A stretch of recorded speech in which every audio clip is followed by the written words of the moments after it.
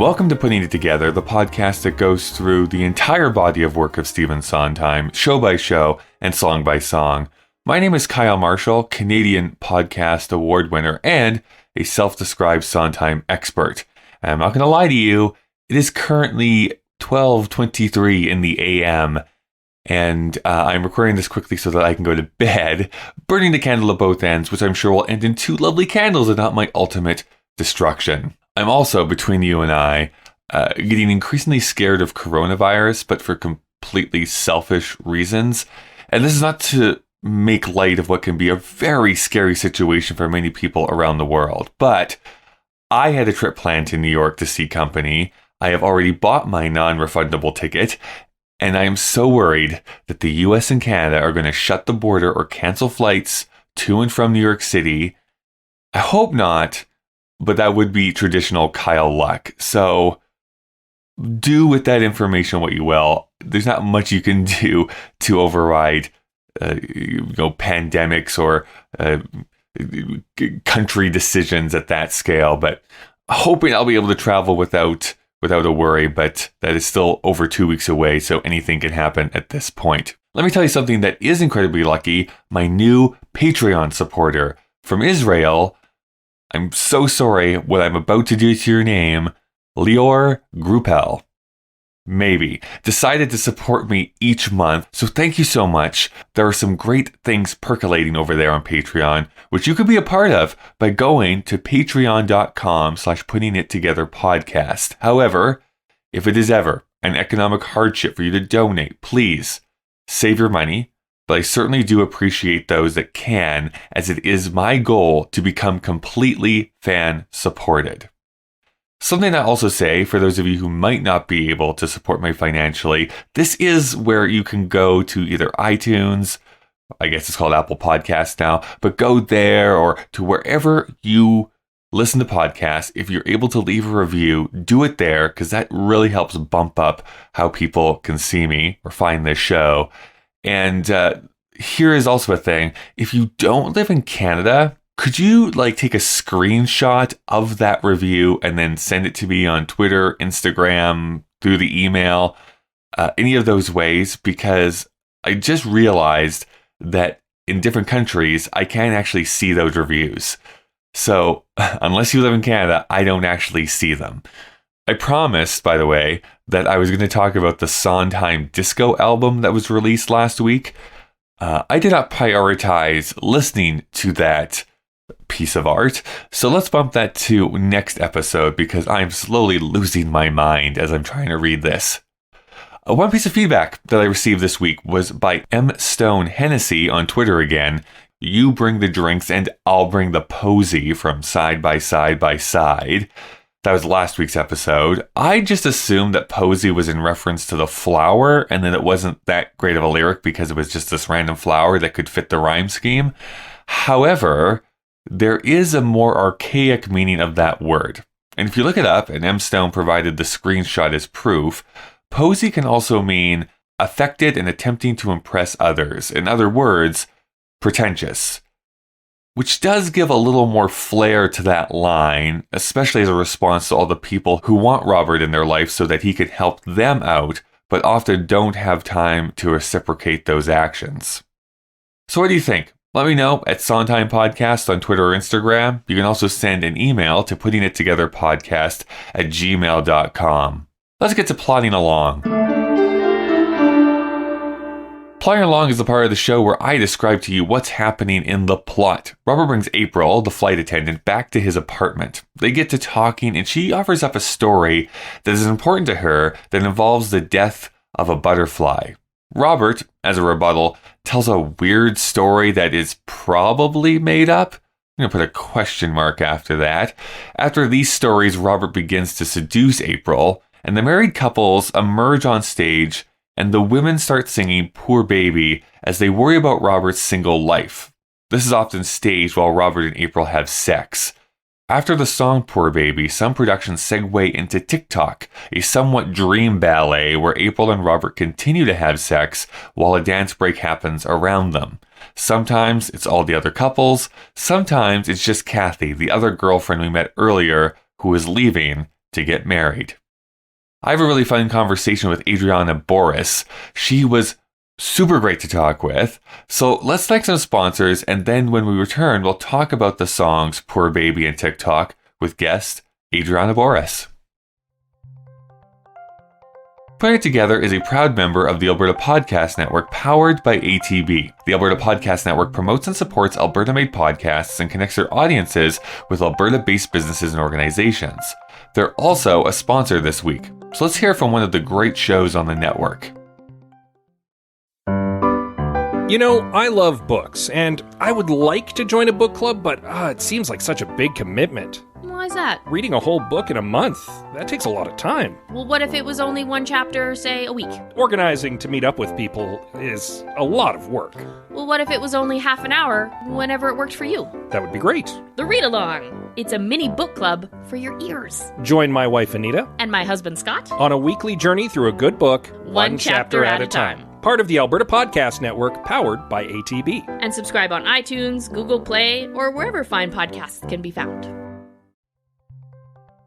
This week, Putting It Together is also brought to you by Park Power, a provider of electricity and natural gas in Alberta that offers low rates, awesome service, and profit sharing with local charities.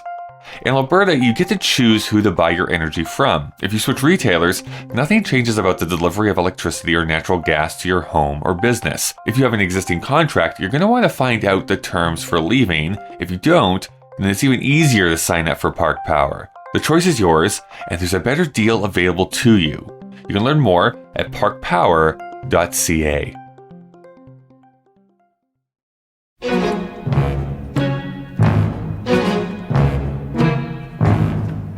Darling, Yes. Robert, What? I worry. Why? He's all alone. There's no one Where? in his life. Oh. Robert ought to have a woman. Adrianna Boris, thank you so much for joining me here today. Thank you for having me. You know, you are a first-time guest, so I think it is probably appropriate for you maybe to talk a little bit about who you are and what it is that you do. Sure. So I am based in Cincinnati, Ohio. I grew up here. I did go to college at New York University, where I did not go to the Tisch School of the Performing Arts, but I went to the sort of hippy-dippy make your own major school at Gallatin, where I basically did a theater major, but minus the really intense studio requirements. So I had more time to party and, burn brain cells and stuff. I've always been kind of a performer, just in different media as I've, gone through life. Was that the impetus of going to that school? Like, you wanted to be a performer? Yeah. But then as I was doing my applications, I got you need to do something a little more practical talk. So I actually got accepted for early admission based on an essay that I wrote about this really neat science field called paleoepidemiology, where you study the archaeological history, the archaeological record to trace the history of diseases. Whoa, and use that history now to help people fight current. It's they have found this big mass grave of bubonic, from the bubonic plague era, and found that people who had died around that time who were immune to the plague. The same gene that made them immune to the plague then is the same gene that some people have now that makes them immune to HIV. Oh, interesting. Right. And so it's can we harvest that and replicate it and turn it into a vaccine? That kind of genetics mixed with, epidemiology mixed with, mad scientist. And so that's what I was going to do. And then I got to college and remembered that I was really bad at math. And even though there's computer programs for all of that stuff, you still have to know how to do Punnett squares by hand, which I know how to do, but it's hard and takes all day. So right. was you know what, I'm in New York anyway, I might as well do theater. I'm sure people were not expecting to hear about this type of stuff when they clicked on the Sondheim podcast, but Just as a quick diversion, though, have you heard about this book called Spillover? It was probably written 8 years ago, probably at this point. I was recommended it by a friend, and it's all the times, I think the 8, 9 times, where a disease transferred from animals into humans. Ooh, And they kind of trace the history back of each of those incidences. But the last chapter is specifically about HIV. Okay. Because they don't really know 100% how that happened, but they know that it was in chimpanzees first and then transferred into humans. And so he tells this story about, like, this is probably the best guess of how it probably happened. And then getting into, like, patient zero, quote unquote, patient zero, how that was transferred and how it was in humanity for, like, decades before we really knew what was going on with that kind of stuff. Yeah. So now that you mentioned that, I think they might have mentioned that book on this other podcast I listened to called This Podcast Will Kill You, where they talk about, diseases. Most of them are like highly contagious things, like Spanish flu. And, yes. those kinds of things. But they also talk about, the history of the diseases and different kinds of, like ways that diseases spread and histories of plagues. And it's a very, very cool, fun podcast that I recommend. I mean, not that they need any other bad raps on them, but half of them that have been transferred to humans are from bats. So, but they're so cute. They're so cute, aren't they? By the way, it's not a huge deal, but I do hear a dog in the background. Okay, I'll text my husband and ask him if he can put them outside. Okay. What are the dogs' names? So the older one is Belle. Nice. Like the Disney princess because she's so pretty. Mm-hmm. And the puppy is named Rune. Oh, I call him the puppy just because he's younger, but he's like 2.5. He is named after a character in a series of books called The Chronicles of Prydain. Oh, I know them. Yeah, by Christopher something. Yeah. My husband's parents read them to him a lot when he was younger. Yeah. And, Prince Rune is the kind of bumbling, slightly dumb, but like giant with a heart of gold. And that describes our 85-pound puppy to a T. There is a wild Disney movie called The Black Cauldron that was based off of those books that most people dislike very much so, and is considered a movie that almost tanked Disney animation back in the 80s. But I have a very soft spot for that movie for whatever reason. Yeah, it's definitely like not kind of like in line with the rest of the Disney. It was a hard pivot. Yeah. Yeah, for sure. Besides, like learning about diseases and how they evolved and stuff like that, how did you first get into Sondheim? So I think I was thinking about this question because I knew you were going to ask, and I was trying to trace it, step it back and find the beginning. I think it came out of my very deeply rooted hardcore obsession with Julie Andrews. Okay, cool. Yes. Because I would, I'd go to the library, hop the neighbor's fence and go to the library after school and just plug her name into the catalog and take out everything that came up that had her name on it. So that's where I discovered Putting It Together. Mm-hmm. So it's very weird that my foray into Sondheim was, one of his least performed reviews. Right. Well, that was a big deal because if I remember correctly, that was her return to Broadway. It was. First time she'd been there since My Fair Lady. No, Camelot? No, yeah, My Fair Lady was the last one she did. Either or, and then she would go on to do Victoria, I think, afterwards. Yeah. Okay. But yeah, so that was the first stop on the Sondheim train for me, and it was so funny because down the road, as I kind of picked up the other shows, I was like, oh wow, that's that song from Putting It Together. Yeah. And I finally, I think it was probably later in high school, sort of put it together and figured out what was what. And with probably the Sweeney Todd movie was when I was, oh, this Sondheim guy does all these things, and it was all kind of downhill from there. You kind of all piece it together. It's like that person with in a a detective show where the red strings are all connecting all the different people and stuff like that. How about Company? What was your first introduction to Company? Yeah, so I don't think I heard of Company at all until I was in college. I had kind of I was always obsessed with whatever musicals I could get my hands on, but nobody else in my family kind of knew or cared about anything musical. So it was really whatever I found at the library. And there was, and we have theater here in town a lot more so now than we did back then, but it wasn't like I never went to see a play other than, whatever we did for school field trips or whatever. So it just like never occurred to me that there was this world of composers and lyricists and this whole industry and all of that until I was in high school. So yeah, I don't think company was on my radar at all until I was in college when I was like, becoming obsessed with Sondheim and was like, I got to find everything this guy ever did. And I don't know, where do you hold company in like the body of work of Stephen Sondheim? I mean, I definitely appreciate it a lot more now as a married person approaching 30 than I did as like a 19-year-old. Sure. Yeah. But yeah, it's definitely, as far as the experimental works go, I really appreciate it as kind of turning over a new page. And, because you talked a lot about how, Anyone Can Whistle is really like heavily pulled from like that Allegro feel of like, we're going to try something new.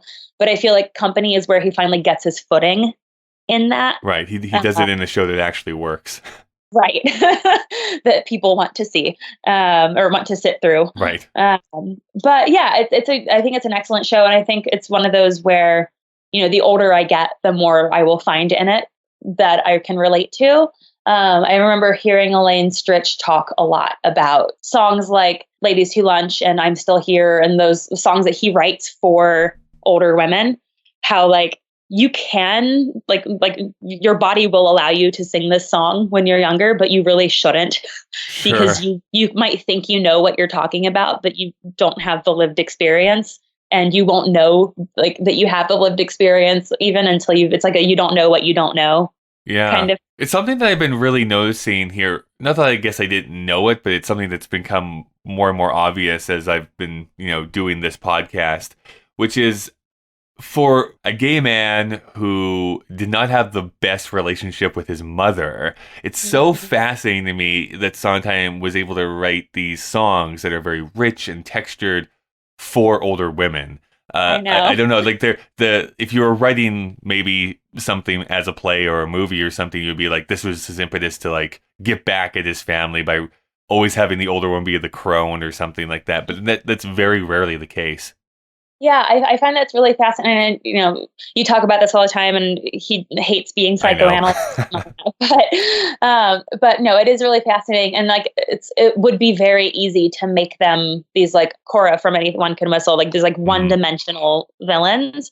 But by and large, they're not. Like even on the surface, when they look like they might be, there's always something else going on, or it's the sadder but wiser, kind of persona that like they're not just mean, there's more going on there. Well, today I've invited you on here to discuss two songs, one that has lyrics and one that doesn't have lyrics. So the second one will be probably a quicker conversation.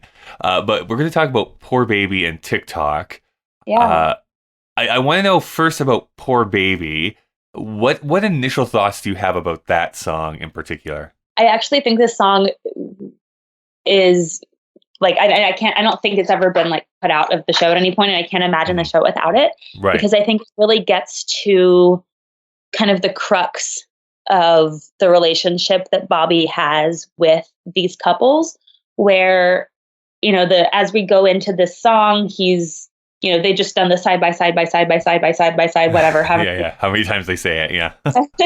And then Robert is like bringing April in to his apartment. It's, they're singing about like, oh, poor Bobby can't get a woman and whatever, while he's, hooking up with this woman that I think he's just met her, or are they like kind of off and on dating? But it's like this whole like paternal attitude that mostly the women in this version and then the men in the other, in the Rosalie one, this very paternal relationship that they have with him. I get the sense that a lot of the couples are not much older, but like slightly older than him. And it's that thing where like when you're 12 and your little brother is 8 and you're like, I'm so much bigger than you and older than you. And I know, and it's like, you're only 4 years apart, but it's like you have this lived experience that you don't have. And I think in both versions, it comes off as like pretty patronizing. No, for sure. Yeah. But it's also that, they're singing about how alone he is, like while he's having sex with this beautiful woman. Mm-hmm. But, and like, I think in the recording of the original cast at one point, she says, "I love you." And that's when the music shifts. Right. Because that's what they're getting at is it's like, yes, you like get all of these beautiful girls and you always have a date if you need one, but at the end of the day, you don't actually like have a connection. Right. The physical is there, but the intimacy is not. Right. And I think that's kind of where we shift gears, because like Barcelona is where he's like trying to, kick her out, and it gets all. Yeah, I think this is a really interesting section of the show when you take a look at it, because you have like Poor Baby, TikTok, Barcelona, like they all kind of flow into each other. Yeah. And I do think it's actually of a piece, which is actually why I find it so interesting that the TikTok section specifically past the original Broadway version, and I think the first revival has been cut for most productions of Company until very recently, until this new revival came out, and then they kind of brought it back in again. Yeah, I was actually just reading an article about that, like as I was kind of cramming just now, about a production from, it was like sometime in the like last 10 years. There was this production in New York. It was like an off Broadway kind of thing where they put it back in because TikTok was originally like a dance number that Donna McKechnie did. Right. Yeah. As her character, I guess, is like already left for Vermont, but is like still pining for Bobby. But Bobby's hooking up with this other girl while she's singing it. And it's very expressive in a way that is reminiscent of West Side Story or, the dream ballets of show tunes gone by. Yeah.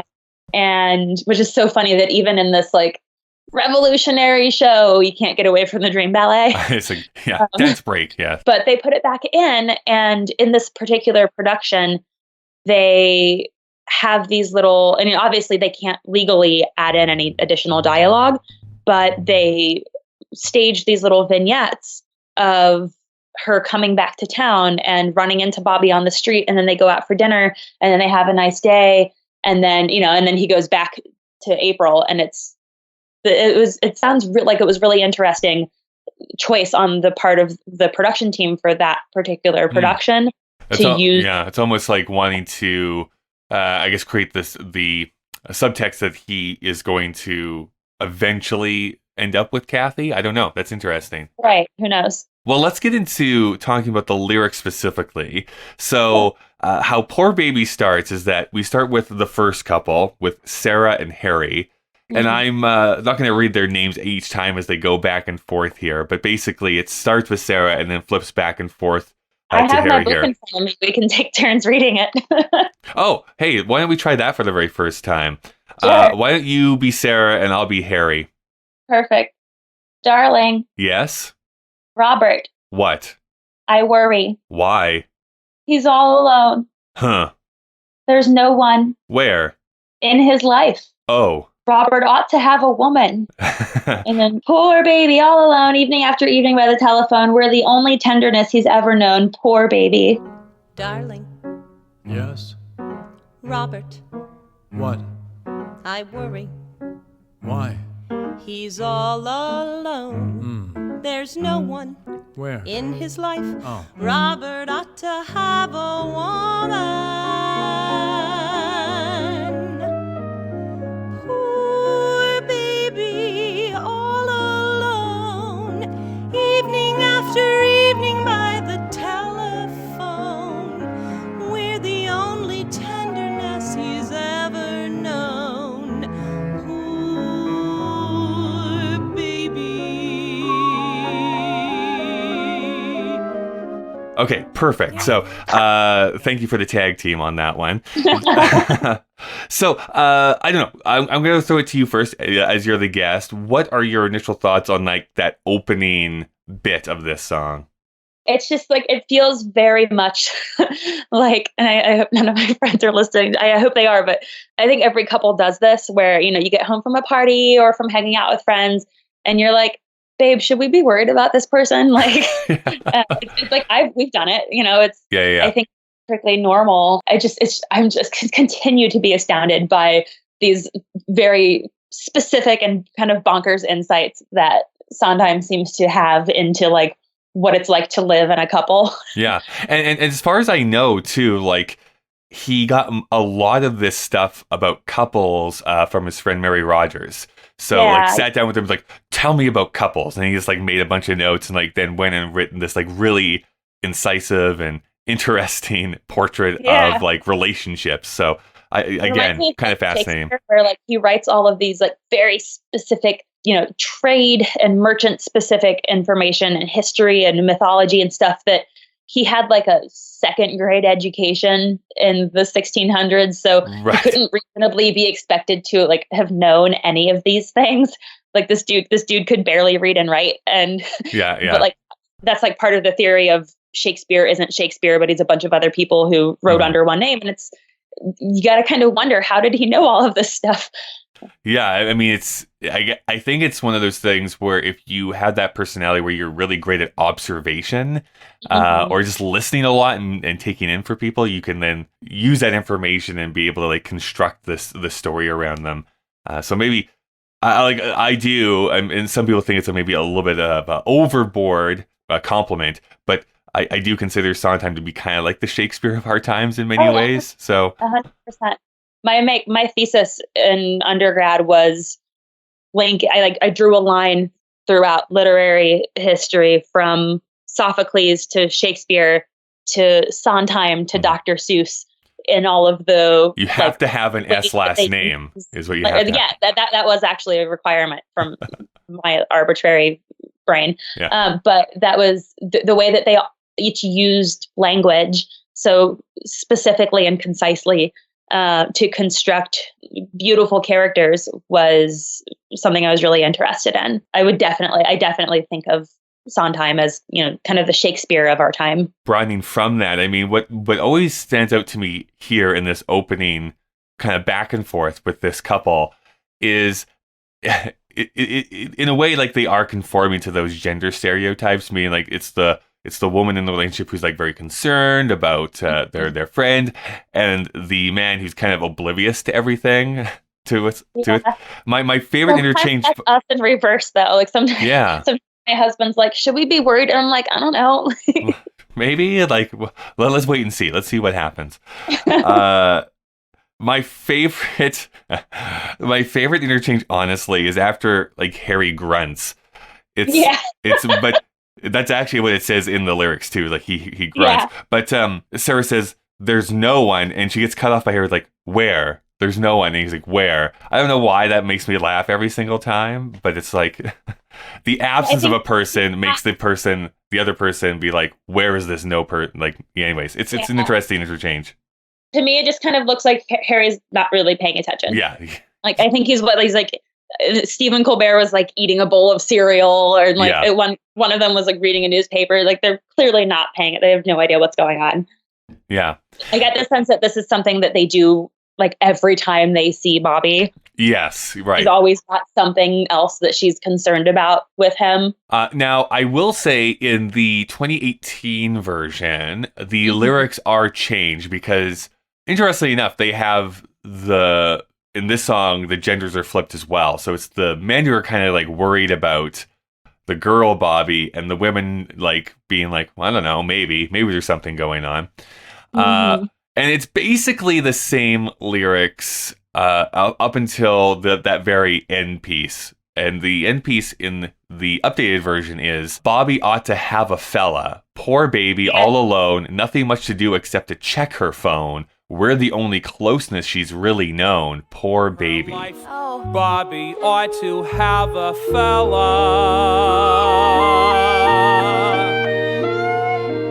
Poor baby, all alone. Nothing much to do except to check her phone. We're the only closeness. So I'm going to throw it out to you. This is leading the witness very much. I'm going to admit to that. But how do you feel about them changing a woman to a fella? I mean, I think the word fella was specifically used because it's what scans with the meter of the line. Yes. Well, my issue is that I don't think anyone in 2018 would actually say it that way. No, I don't think so. But I feel like for the rest of the lyric changes in the show, he was very good about. I agree. Yeah, there's only like 2 instances where I think, like that word choice feels a bit off to me. But like even in the Bobby, baby, Bobby, booby, they changed booby to like boo boo. Yeah, right. People say, but yeah, fella seemed weird, but I think it probably came down to like I don't want to change the whole structure of these lines, and this is what I can plug in here. Well, it's so interesting because it's actually like right beside a lyric change that I think works really well for an updated audience, right? So in 1970, it's like, waiting by the telephone. Like, yeah, of course, because that's the only way you could take phone calls. And here, it's nothing much to do except to check her phone, which is like, right. Of course, that is what modern day is, just people checking their phones. So it works in that case. The other word, not so much, in my opinion. Yeah. I feel like everything but fella kind of fits in. But it's too bad because there's really no other name you could use that would actually fit into that meter. And it's like, what else can you do, I guess, in that case without kind of ruining, at least rewriting the song, really, and making Bobby sure that one line. Have a boyfriend. Oh, yeah, maybe. Well, I don't know. Yeah, boyfriend, woman. Yeah, it's like, and I think what people would say nowadays, like Bobby ought to have a guy in her life or something like that. Yeah. It's a phrase that doesn't really work inside of this. I feel like and I'm sure Sondheim got to all of this before we did. I'm sure he made 100%, list of dozens, if not hundreds, of different ways to rephrase this, and this is the only one that he thought was appropriate. So. Or maybe we'll get an updated book when he's 120. Right, yeah, exactly. with an explanation. Another new one. I guess, I think we kind of mentioned this already a little bit, but it is interesting to see how these couples, at least certain members of these couples, really thinking that like Bobby is, this extremely sad person. Like they're the only ones who can like help him out of this rut, or her rut in this case. So I think it's interesting to see a little bit of the stuck-upness, I don't know what the right word is here, of the couples a little bit versus Bobby. Yeah, I definitely feel that. I think I noticed that a lot more even in the Girl Bobby version. So I listened to this other I listened to a lot of podcasts, right. But there's one in particular called Guys We Fucked. And it's these 2 female comedians based in New York, and it started off where they just literally interview guys that they fucked, and now they bring on all kinds of people. They've had sex workers on, they've had strippers, they've had pimps, they've had just people who have had interesting or horrific sexual experiences, and to normalize female sexuality, because it's something that's kind of always been taboo and something we don't talk about. And that whole, abstinence before marriage business, where it's like anyone who tells you that probably hasn't had good sex, Right. But this whole, I think it's really interesting. And, obviously I don't know how it's staged, but for them to be singing this, like, oh, poor baby can't get laid or can't find love thing, like while she's literally having sexual pleasure is very kind of emblematic of the way people think about female sexuality. Like maybe she doesn't want to, get married and settle down and have babies. Maybe she just wants to go out and fuck a bunch of dudes. Like, and that's what I'm so excited so I can actually see how this is staged and brought out. I get to see the show in March when I go to New York City to see this, which should be really fun. I'm hoping, because I think that in so many ways, like having Bobby be a woman actually makes a little bit even more sense in today's age. I think it's a more interesting comment on our times than it is to keep it being a man in this case. But something that I've had to confront, and this is my own biases and toxic masculinity and everything that's thrown into there at the same time, which is this song, as well as You Could Drive a Person Crazy, because they flip it to men singing about a woman instead of women singing about a man, makes me feel icky. And it's like, but they're saying the same thing. So why is it that I get like weirded out by these versions of the songs? I have the same feelings about the men singing Poor Baby. Yeah. Feels icky to me. And just that was like, and literally in my notes when I was trying to write down my thoughts about it, like the one word that I like could not get out of my head was icky. Yeah. And it's paternalistic, and it's like when the women sing it, it's very, it feels maternal, and it's how like a mom would get in her son's business about his dating life. Right. Yeah. But then these like presumably older men are singing this about this young woman who's just like trying to live her life. It's weird, and it feels like it's none of your business. But yeah, I definitely share those feelings. Well, let's move on to couple number 2. So this is Jenny and David. So right here, I'm David. I think of Schitt's Creek. David, you're a dick. David. David, how long are you going to be doing this? David. No, David. Honestly, David, it's like a witch's house in here, David. Oh, yeah, I know. Hey, fellow Canadian, so. No, so David. Yes? Bobby. What? I worry. Why? It's such a waste. There's no one. Where? In his life. Oh. Bobby ought to have a woman. Poor baby sitting there, staring at the walls and playing solitaire, making conversation with the empty air. Poor baby. David. Yes. Robert. What? I worry. Why? It's such a waste. There's no one. Where? In his life. Robert ought to have a woman.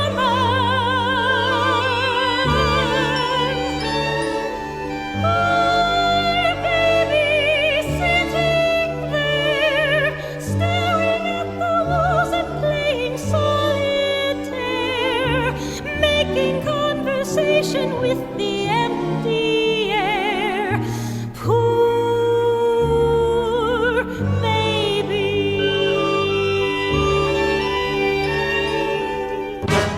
Again, in the staging of this, even in this song, it says in the notes here, they are talking about this while he is making love to April downstage of them. So again, I think as an audience, you're supposed to be, oh, isn't this funny that they're worrying so much about Bobby, even though it seems like he is having like this great time at the same time. Yeah. It seems. I just think it's hilarious, and because the one couple comes in and then they're singing, and the other couple comes in and they're singing. Meanwhile, Bobby's just doing his thing. I forget did they change the lyric? Did he change the lyric for the revival from staring at the walls and playing solitaire? Yes, and this is where it gets. I think kind of weird, although it just still does fit, but. In the updated version is Bobby ought to have a fella, poor baby, so unfair, nothing left to do except to wash her hair. Maybe I should collar her just to, and then Jenny says, don't go there, poor baby. Yeah. So unfair, nothing left to do except to wash her hair. Maybe I should call her just to, don't go there. Poor baby. So they actually have Jenny interrupt him. That's like extra icky. Yeah, I know, because it's like, maybe I should call her and just like, I'm just like, no, don't do that. I mean, it's like, I don't know, what do girls do? Wash their hair? Like, yeah, exactly. I think that the creators, and as far as I understand it, till this day, until I'm proven wrong, Sondheim did have a hand in updating these lyrics himself. Oh, yeah, you're not legally allowed to rewrite any lyrics. You can't just do it willy-nilly. But it's I think that everyone involved was self-aware enough that, yes, having men sing about a woman changes it, very fundamentally changes it. So when David in this updated version is like, all this like talking about washing her hair and calling her, is like, let's have someone interject because like there's no way that this is going to fly. Yeah, for sure. Well, and I think that also helps make it clear to us, the listener, that this isn't just Sondheim being an ignorant old white man. This is like this character being an ignorant old white man. Right, exactly. And the wife cuts him off as she should. And so that makes it clear to us that like that's the joke. Yeah. Now, I am of an age, like I understand, I don't know, like cerebrally, I understand or intellectually I understand that people would actually play solitaire with cards. I but actually play solitaire with cards. Oh, do you? Okay, great. Because I was about to say, I don't know if I've ever seen anyone actually do this in real life, like play solitaire but with cards. Playing it on your computer, but with real cards. Right, exactly. And I think but then they don't do the fun bouncy thing when you win. I know. Well, they do if your dog is in the room and the tail backs the cards, but then your game's over. So. Yes.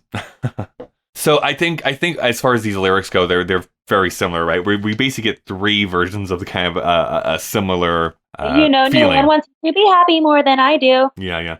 Over and over and over. Exactly. Like that's where we go to here next, where we have like it's almost kind of like the call and response, very similar to the very beginning, like Bobby, baby, Bobby. Now it's like slowed down, where it's like Robert, Bobby, Robert, Angel, Bobby, honey. No one wants you to be happy more than I do. No one, but isn't she a little bit? Well, And then you have a bunch of the women getting in there, basically singing all the same thing. Robert, Bobby, Robert, Angel, Bobby, honey. No one wants you to be happy more than I do.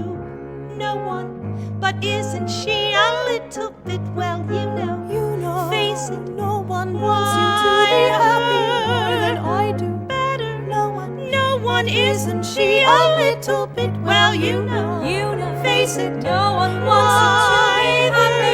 Is meaningless. No one isn't she be happy more than I do. No one, isn't she a little bit? Well, dumb, tacky, Yeah, it's this kind of fugue layering. Exactly. This is a very Sondheim thing, because then they start to shout things that are just like overlapping, and there's no way you will know what all of them are saying without actually reading it out. Well, and my favorite is in the original, and like every woman who's played Joanne has been fantastic. Oh, yes. But there's nothing quite like Elaine Stritch just like quacking in with tall. No, it's like it stands out so much, like tall, and then you can hear her say like Goliath, like at the very end. Yeah, I know, it's great. To the point where like I totally get that Sondheim wrote those for them to say, but it feels like Elaine Stritch is just improvising that scene on the original Broadway cast album. And I love too that like she. Patti LuPone is surprisingly good at, like, if she's singing as part of an ensemble, making her voice blend in. Mm-hmm. And that goes to that vocal technique that one of your previous guests was talking about that she's very good at. But Elaine Stritch just, I don't think, had at this stage in her, vocal health trajectory, I don't think she had that capability. Yes, no, so that's right. You have these other women, have these beautiful overlapping, and then Elaine Stritch kind of just quack is the only word that I can think of to describe it. Well, Elaine Stritch in many ways to me is similar to Ethel Merman in one way, which is like, when they're singing. Like there's no way you can't hear them be singing, even if they're part of an ensemble. Yeah, and like even like you can auto-tune it as much as you want, it's still Elaine Stritch. Yeah.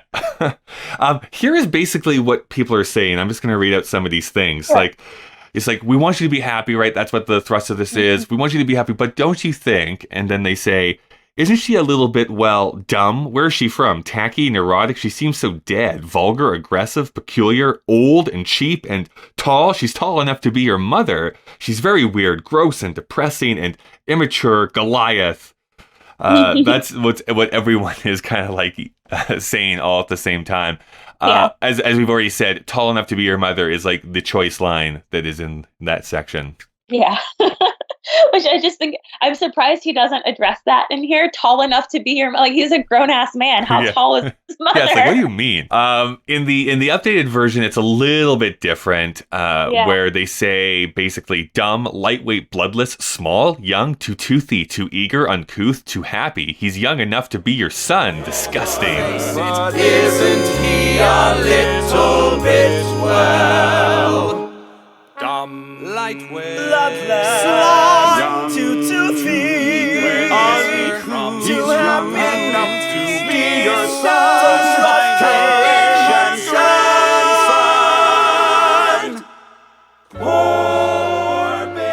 So that kind of is an interesting It's just like playing around. toxic Yeah. masculinity after toxic masculinity. Right.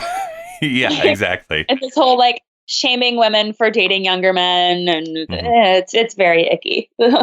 Right. Well, it also gets into the same thing. It's like, oh, isn't he a bit too short or anything like that? Like you have to be like this very, I don't know, idealized version of a man in order to be seen as right. worthy. Well, and it's the same kind of thing with the that the women are saying about this other woman, where it's, you know, like, oh, it's this kind of stereotypical criticisms that we levy against women, where it's, you know, oh, does she actually speak her mind and doesn't hedge around powerful people? She must be rude and aggressive. Right. Yeah. You Yeah. know, those same qualities in a man.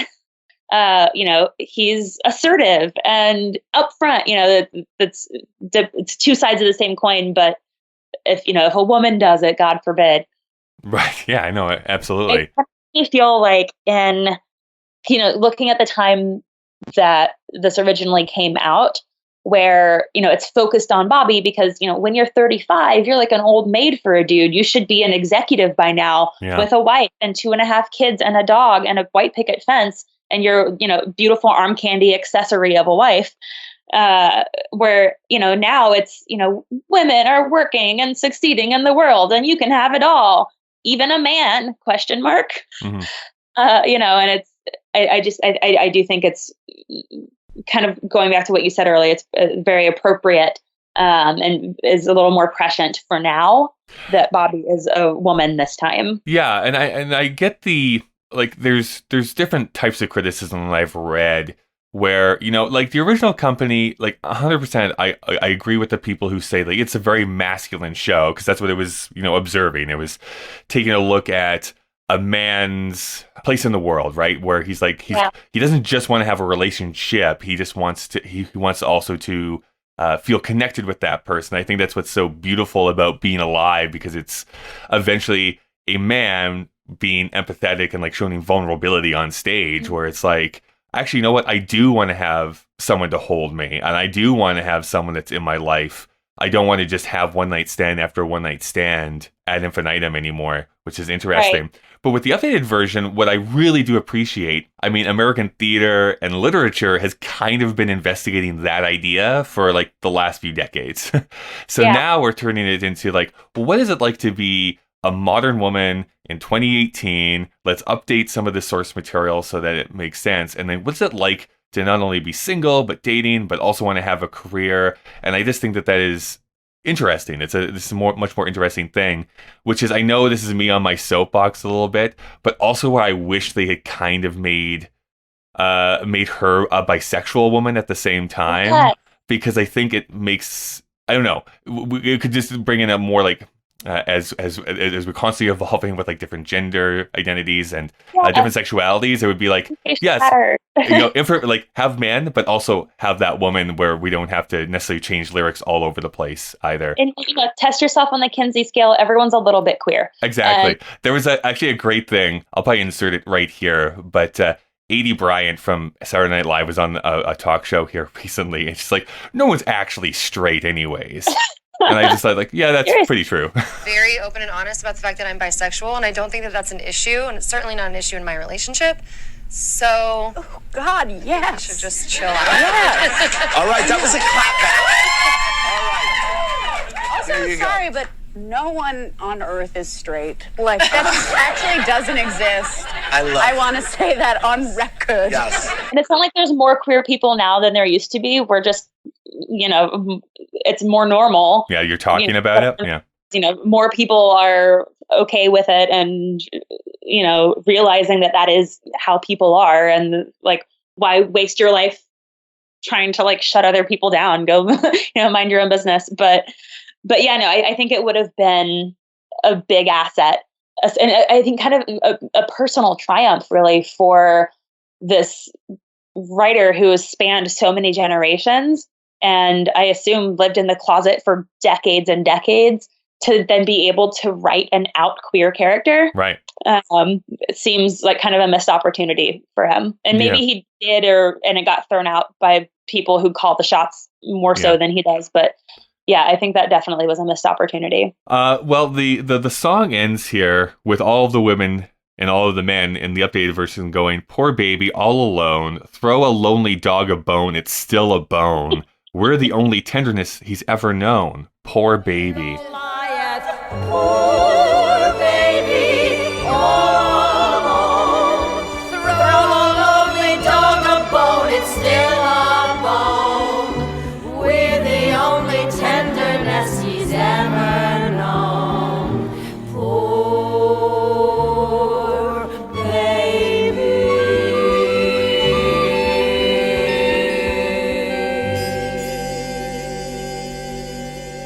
So I really do like that turn of phrase, but right, like throw a lonely dog a bone. It's still a bone that you're throwing to him. That's nothing. There's nothing to get on there. There's no meat on that bone, so to speak. Yeah. I think it's really interesting.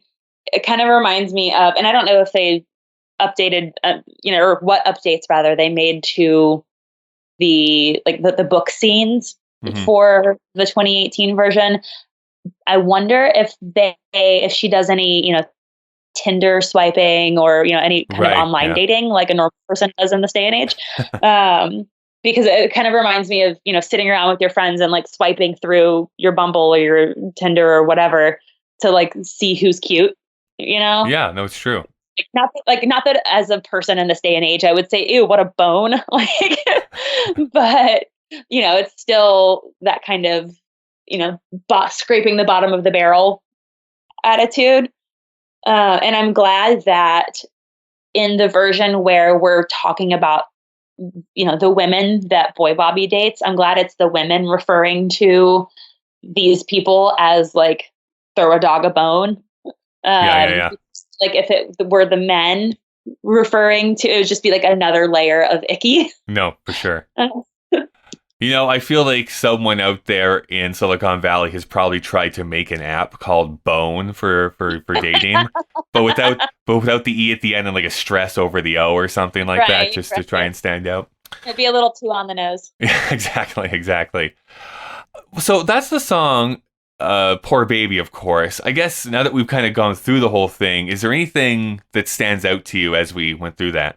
I really like this song. I think it is kind of like I said before, it feels like the start of the gear shift. And like this whole sequence here of Poor Baby, TikTok, and Barcelona is kind of that like where things are starting to pivot. I think this is really now we're in the home stretch for him to have that realization with being alive, because they're saying poor baby, they're using those words like alone constantly, and I think that eventually, even though we as the audience are seeing him having relationships with women, Barcelona is where we see him being like, oh, like I'm having this relationship, but I have no intimacy really with this person at all. In fact, I'm resistant to it at all. And then being alive is like, but I still do want someone that is going to hold me too close. So like that's the struggle that Bobby is going through. Yeah, absolutely. So let's talk about TikTok. And yes, we are going to talk about the video app for teens and tweens, because why isn't Sondheim more popular on TikTok? No, we're talking about the actual TikTok dance break, dream ballet, however you want to mention it. If you want to get even weirder, I don't know why sometimes they use a dash between TikTok and sometimes they have just two separate words, but every version seems to like to do it a different way. The idea behind this, though, is that just so that people can kind of understand what's going on, we still have April, who is the flight attendant, the kind of like quote unquote dumb one of the three girlfriend characters or boyfriend characters. They're having, relations in bed. And Kathy, it's in the original version at least, Kathy, who is the one who is going off to get married in Vermont, comes back and dances with the idea, like this is what one interpretation is that I read, is that the idea is that while he is having sex with April, he's actually thinking about Kathy. That's what some people are interpreting what that scene actually means. And then in some versions even have like the other couples like doing some call and responses and stuff in the background. TikTok is a weird one because it's been done so many different ways that there's, I don't think any like this is how it's always been done sort of thing. Yeah. It's definitely weird, and I will admit, because they take it out of most of the most productions don't even do it. So I've only ever, until I was doing research for this episode, I'd only ever heard it on the original cast recording, and I don't have the libretto for this show, so I really didn't know what was going on in this number until I started to read up on it. Yeah, I feel so dumb because when I originally listened to this, and really honestly, embarrassingly recently, I didn't realize that it was actually supposed to be Bobby and April talking in the original Broadway cast version. I thought it was like old movie clips or something that they were interspersing. What I thought it was like montages, and like I went to even a weirder place, and I was like, is there an orgy happening? Like I really had, but it kind of felt like have you seen SOB? I have not, no. The one that Blake Edwards directed with Julie Andrews, right? And one of the many that they did together. But it's kind of a send up of that like late 60s, early 70s kind of like slightly like post mod films when there's like always an orgy scene in someone's like extravagant Hollywood mansion. There's always like a hugely unnecessary orgy, and like that was my first thought when I listened to this song. I was like, oh, that's weird, you really can't get away from these things, huh?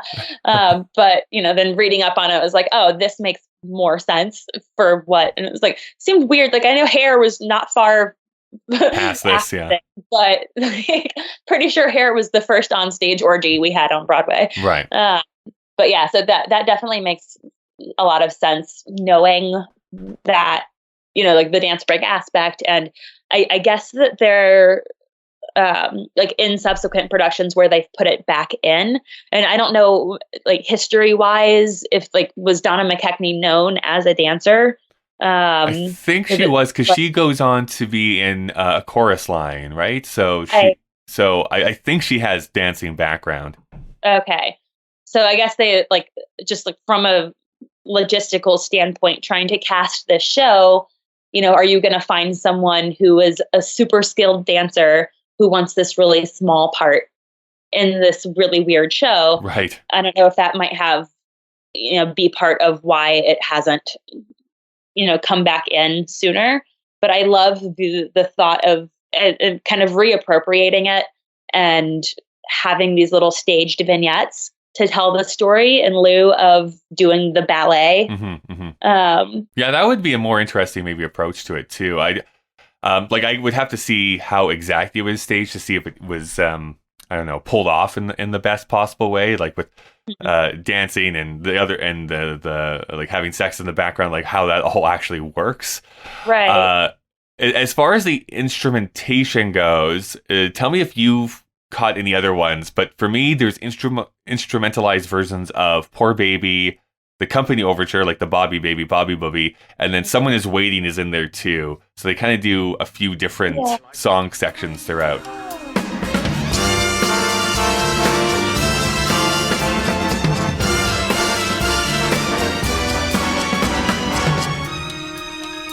Oh, she has such a lovely, smooth body. Oh, what is he doing?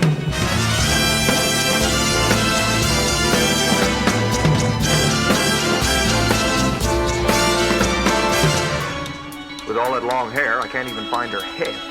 She really likes me.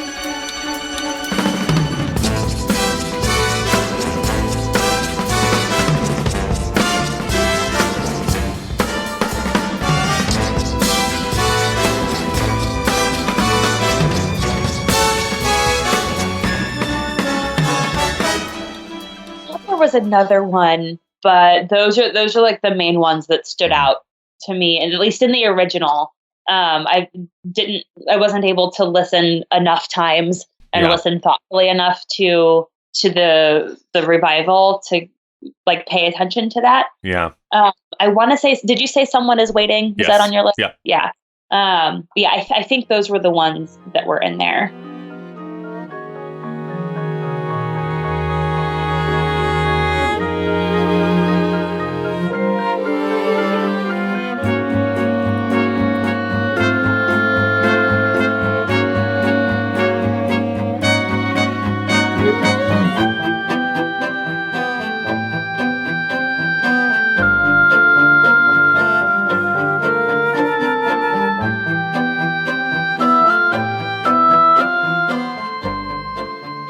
also tried to write down as much of the talking that I could hear, because it's only in the original Broadway cast that you actually have them talking back and forth, because even the 2018 version, when they bring it back, it's just the instrumental. You don't actually hear people talking back and forth, which might be a good thing after I read out what some of them thinks that they're actually saying. So Bobby says, "Oh, this is sensational." And then April is saying, "I think he really likes me." And then later on, it like, "He's so nice." And then, "Oh God, oh dear, I like that. She has such a lovely, smooth body." And then, "What is he doing? With all that hair, I can't even find her head. He really likes me. If only I could remember her name." And it kind of ends with her saying, I love you. And then him going, I. And then there's like this musical phrase afterwards that kind of is like, he doesn't say anything after that. I love you. I love you. I.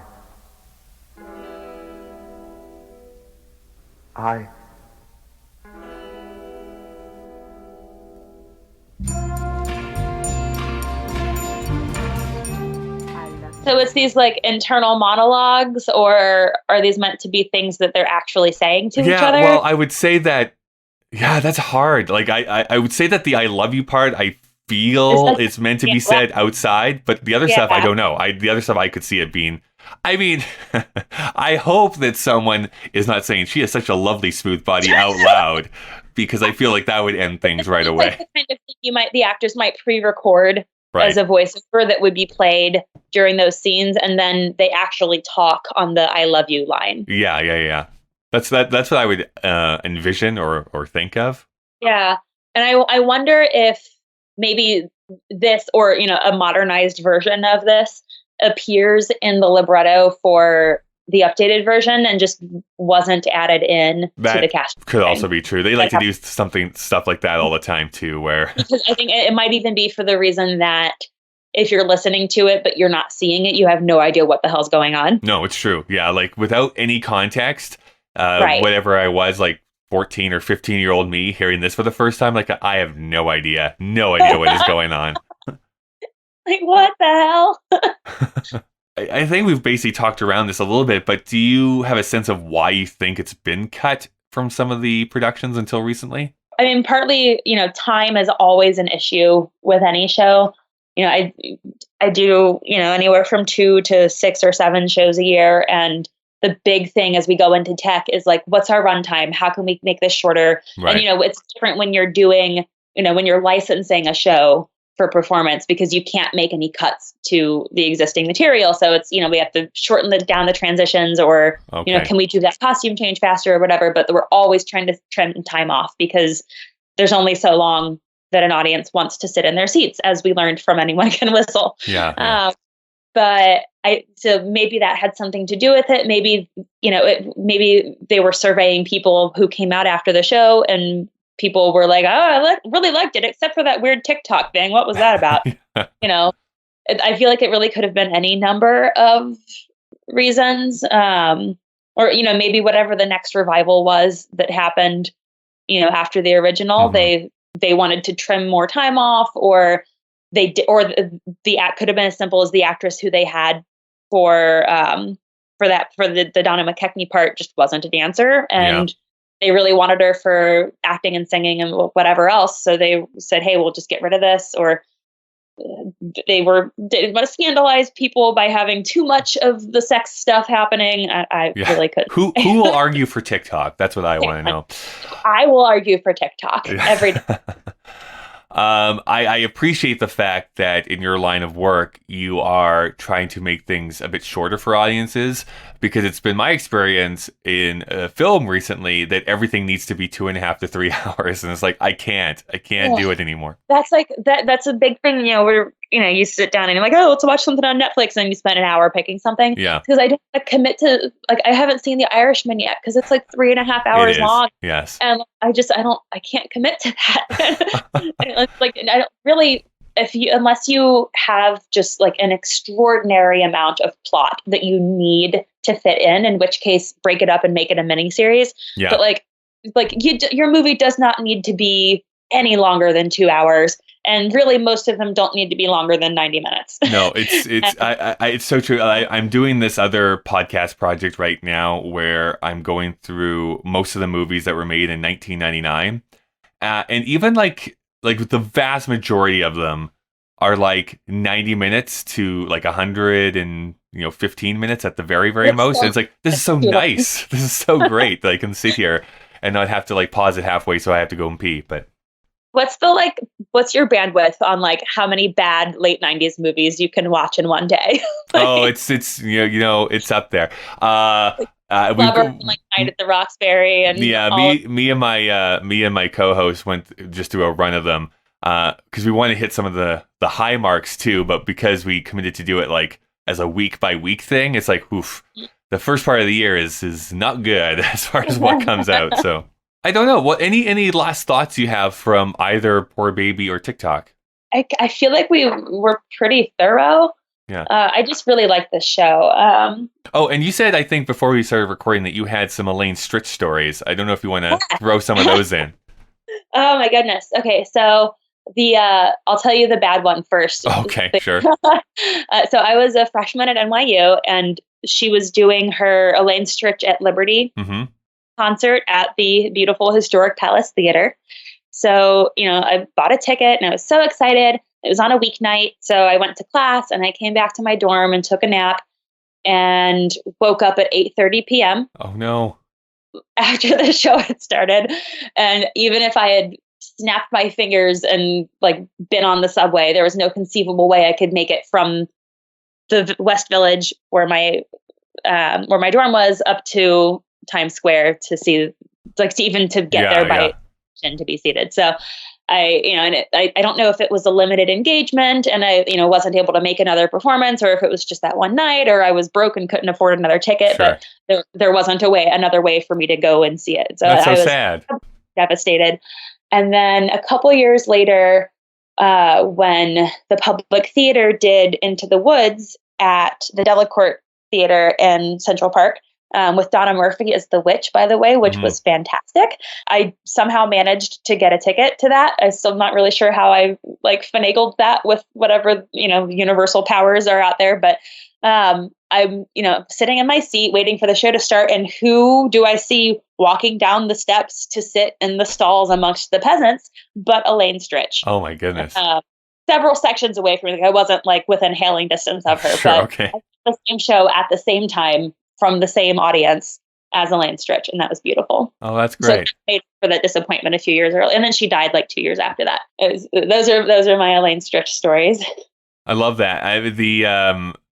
My favorite story, I don't know if I can find it here. Let me see if I can quickly see. Not that anyone else needs to pile on to the hate of cats specifically.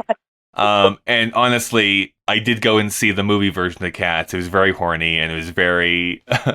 It was an experience. It was an experience to see. I've heard that it can be enjoyable if you are under the influence of substances. I didn't do that. I knew as soon as in your state. Yeah, as soon as it ended, I was like, I just saw the birth of a new cult classic, because it has to, because it's so bonkers. Even if I started to explain to people what I had just seen, it's like, you would not believe me if I told you some of the choices that happened. Anyways, this is what Elaine Stritch is quoted as saying about Cats. She went and saw a preview of the show, and she says, I just hated every minute of it. The first act, I was all dressed up, and the cats came out through the audience. They were mussing people's hair, and touching me. One of them came near me. I remember looking at it and saying, don't touch me. That's how much I hated the show. I didn't want anything to do with it, and I walked out at intermission. Beautiful. I would expect nothing less from her. Yeah, it's like, that is Elaine Stritch in a nutshell. Oh, that's lovely. Thank you for sharing that. You're welcome. Adrianna, thank you so much for joining me here today. If people wanted to stay in contact with you online, is there a way to do so? Yeah, so I post 2 things a year on Instagram, and it's usually my dogs. Great. But you can find me there. I'm at Mrs. Will Shakes, as in I am a huge Shakespeare nerd, and I made that handle when I was hardcore obsessed with him in college. And I think it's the same handle on Twitter, but I'm on there even less. Mm-hmm. But yeah, Instagram and Twitter are places to go. I'm also on the board at Cincinnati Music Theater. And our website is cincinnatimusictheater.org. What are some of the upcoming shows? Yeah, so we actually just announced our 2021 season. We're opening the season with Bandstand. Oh, nice. Which is really exciting. Won a bunch of Tony Awards, and the creator and composer Richard Oberacker is actually from Cincinnati. And so that's really exciting. We have that local connection. So that's opening. We have that coming up in November. And then in the spring, next spring, we're doing Kiss Me Kate, which is really exciting. And then we also have a sort of like black box space where we do smaller shows. And we have one of those opening in a couple days. Later in February, we have Singables and Swingables, which is an original cabaret evening of swing music, followed in May by Singin' in the Rain on our main stage. Oh, nice. And it's really cool. It's going to rain on stage, which is really exciting. Cool. Yeah. And then in June, we have the two-hander I Do in the Black Box, which is this delightful, lesser-known musical that follows this married couple from like their wedding day through their like retirement. And it's very sweet. So yeah, we have a lot of really fun, interesting things happening there. Cool. That's awesome. Thank you once again. Thank you so much, Kyle.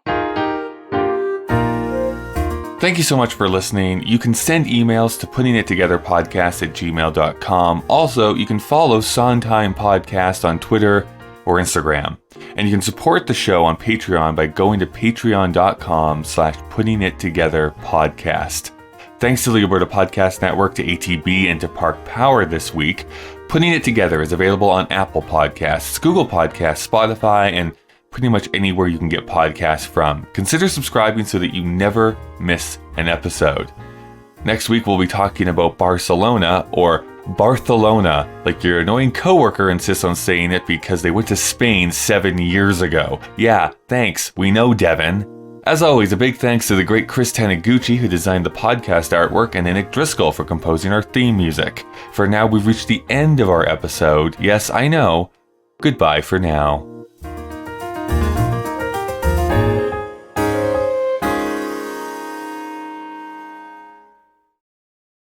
I'm like in my bedroom on my laptop, and my dogs are downstairs, and like I can hear them barking, but I don't know if you can. I heard a little bit of a bark, but nothing that concerns me, I guess, at this point.